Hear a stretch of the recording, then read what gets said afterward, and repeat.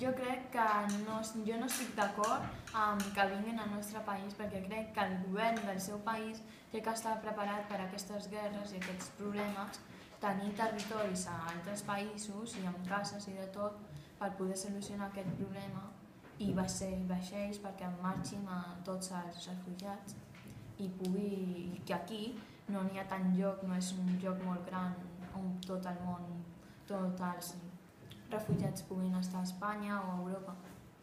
Leila.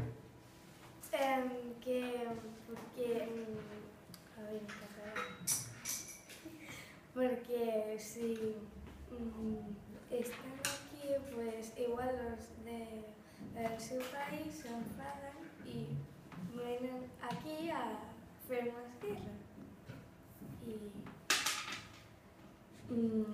pues mejor que no vengan. Que no vinguin.